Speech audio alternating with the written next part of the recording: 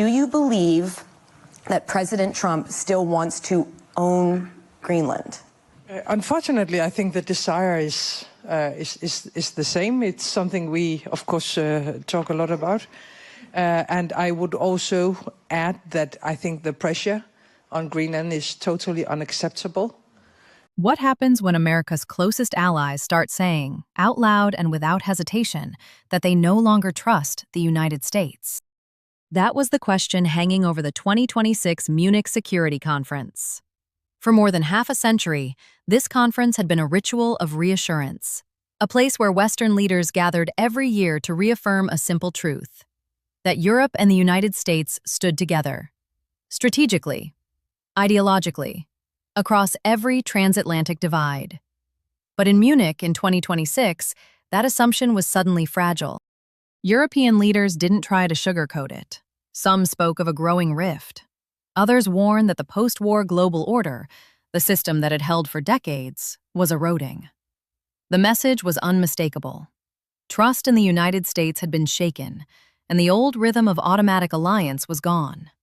And when Washington responded, it was totally unexpected.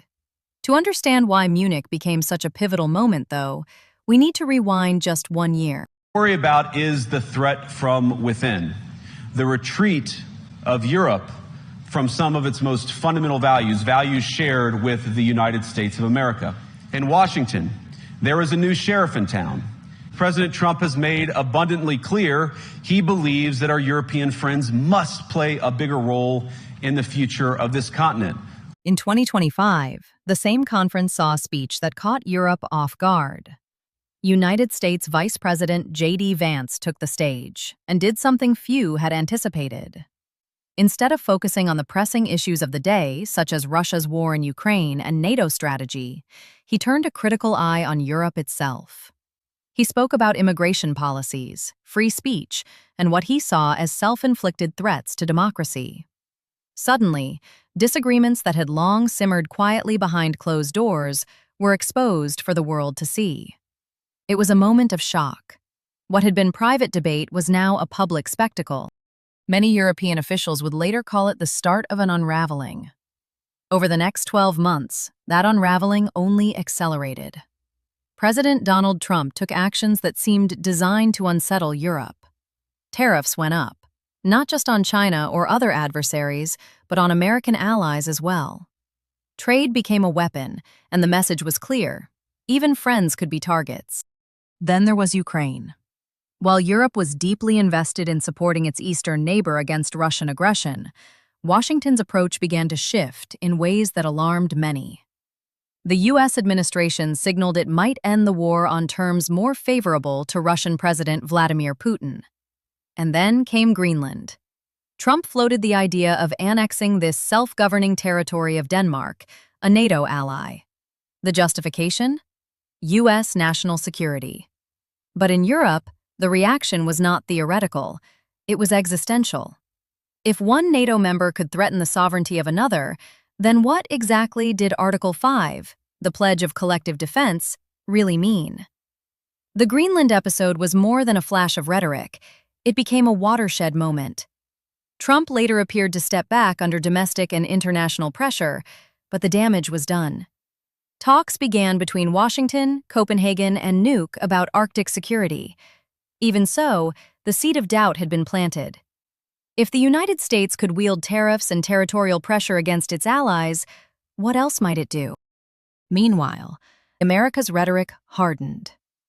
A revised U.S. national security strategy warned that Europe faced civilizational erasure, borrowing language more familiar on the far-right fringes of the continent. In Washington, European eyes were drawn to the Oval Office, where President Volodymyr Zelensky of Ukraine was publicly berated during tense discussions over war strategy and aid. Quiet disagreements had turned into public confrontations. By early 2026, the question had shifted. European officials were no longer asking if relations with the United States would return to normal after Trump's presidency. They were increasingly convinced they would not. Trust, once broken on this scale, doesn't heal overnight. And that brings us back to Munich. The conference opened on February 13, 2026, with a speech from German Chancellor Friedrich Merz that set the tone for what would become a defining gathering. His words were sober, even stark. He acknowledged what many in Europe had been saying behind closed doors. A deep divide had opened between Europe and the United States. The rules-based international order, imperfect as it always had been, was no longer guaranteed. In a world of renewed great power rivalry, freedom and security could no longer be taken for granted.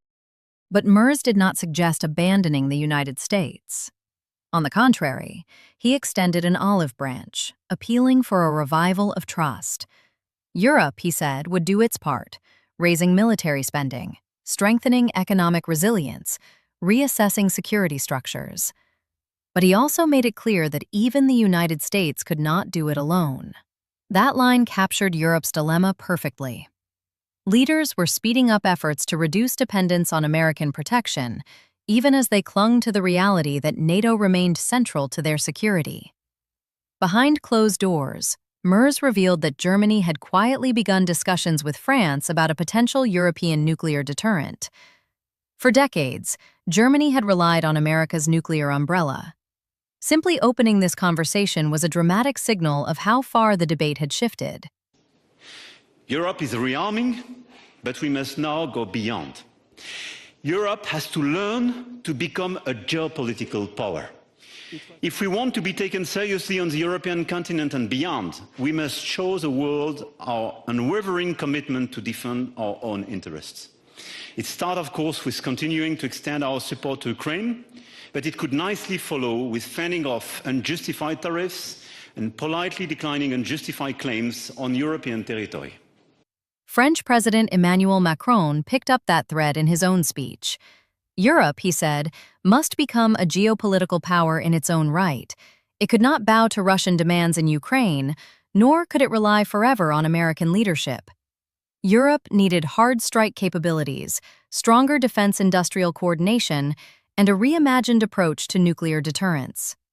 Macron pushed back against the idea that Europe was weak or divided. He framed the continent as a bold political experiment, sovereign nations choosing to integrate in order to preserve peace. But he was clear. The security structures built during the Cold War no longer matched today's realities. And in perhaps his sharpest remark, he stressed that Europe must have a central role in any settlement for Ukraine. After all, the continent will live with the consequences for decades.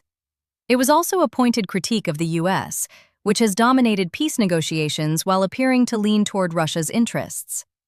The US national security strategy spells out that Europe must take primary responsibility for its own defense.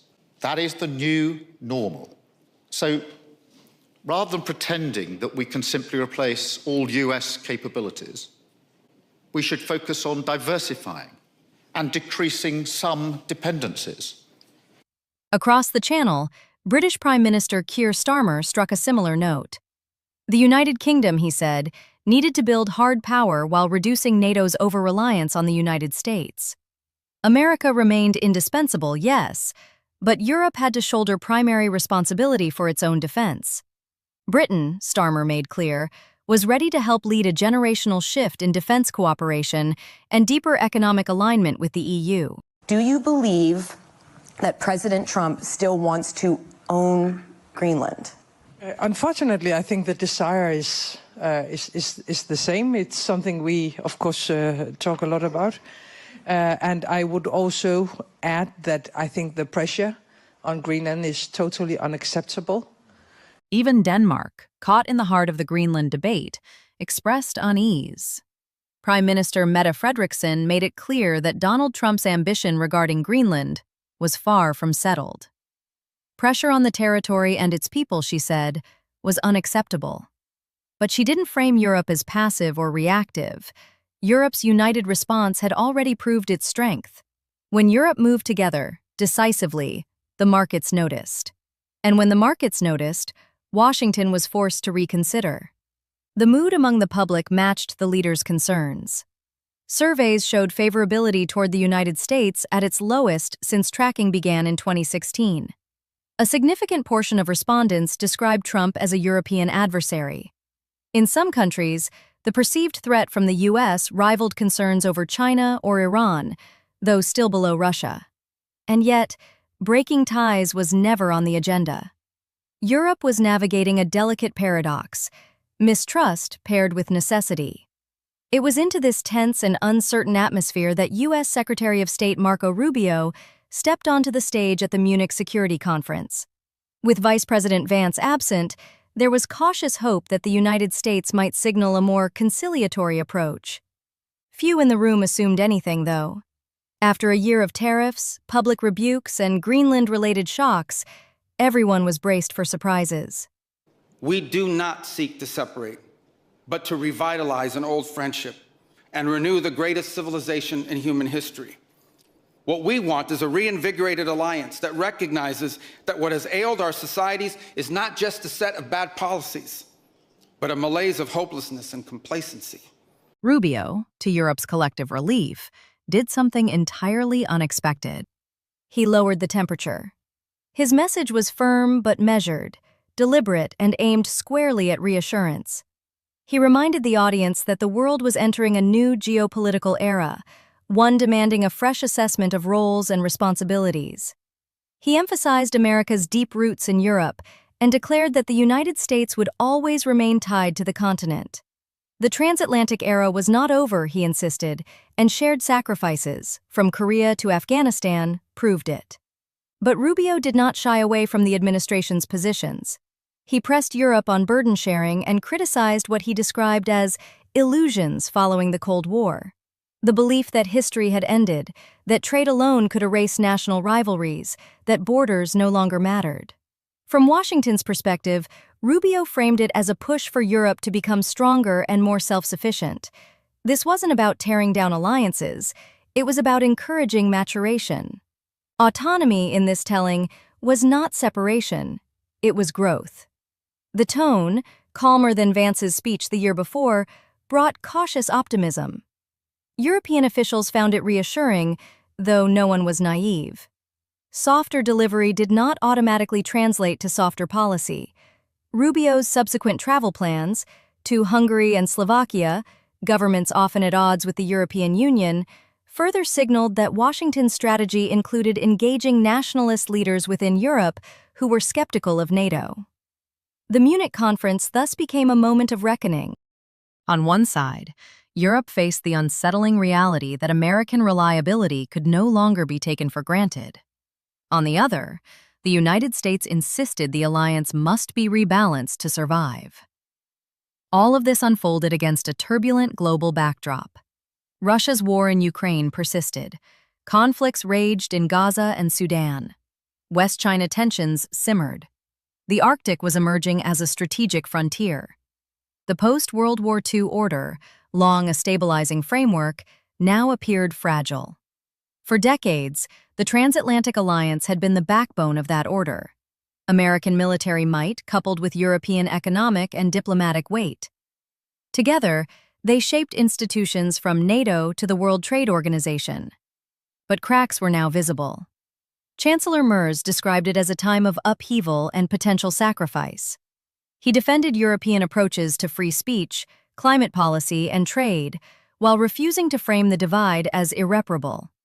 Macron emphasized audacity. Europe must define its own security interests. Starmer spoke of interdependence rather than overdependence.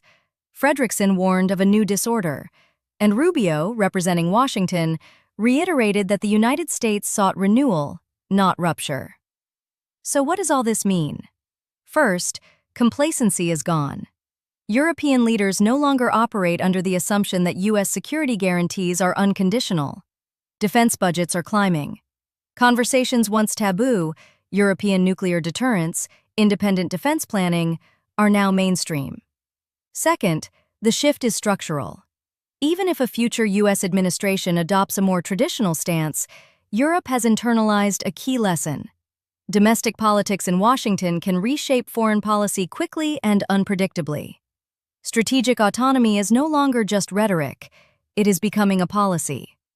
Third, the international system itself is transforming. Great power competition is back. Economic interdependence no longer ensures harmony. Tariffs, technology controls, and political leverage are tools of statecraft. Alliances, under these pressures, are being tested. And yet, despite tension, neither side is ready to abandon the partnership. Merz's appeal was pragmatic, not nostalgic. Macron's call for European power was framed as alliance strengthening, not replacement. Rubio's reassurance, though firm, acknowledged the depth of shared history. Munich 2026 did not produce a dramatic rupture. There was no walkout, no formal declaration of distrust, no dissolution of NATO. Instead, it revealed something more subtle and potentially more consequential: a relationship being renegotiated in real time. Europe has acknowledged that it no longer fully trusts the United States. The United States, through a mix of pressure and reassurance, has signaled that it expects Europe to adapt.